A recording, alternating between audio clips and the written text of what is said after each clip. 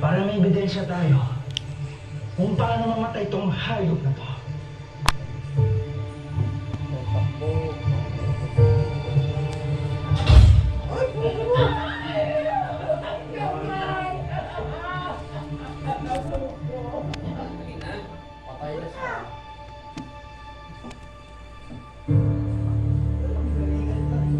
Dahil sa mga nagkama ako,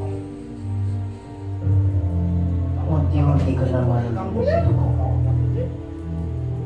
Hanggang magdusa ka, hanggang mamatay ka. Boss, Lalabas yung mga tao dito. Kung lalaban, tukulugin tayo. Boss, delikado sitwasyon.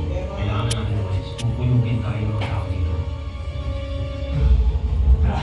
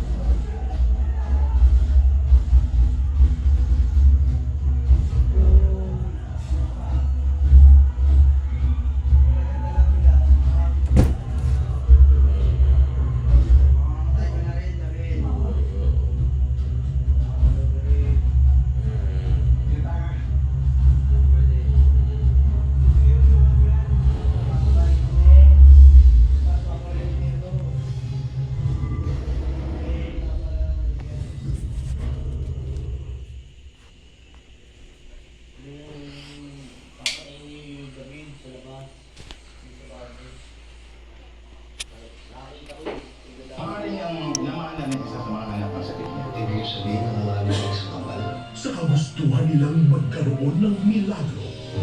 ang nangangailangan ng agwa benditang ito, ang aking pamangkin. Nagawa nilang magkasala sa isang mabigat na krimen na siyang magbubunga sa hindi maipaliwanag na sumpa. Kailangan ba nila sa atin ito? Hintayin na ng Diyos. Isang mukha mula sa isang dugo at laman, pero magkaiba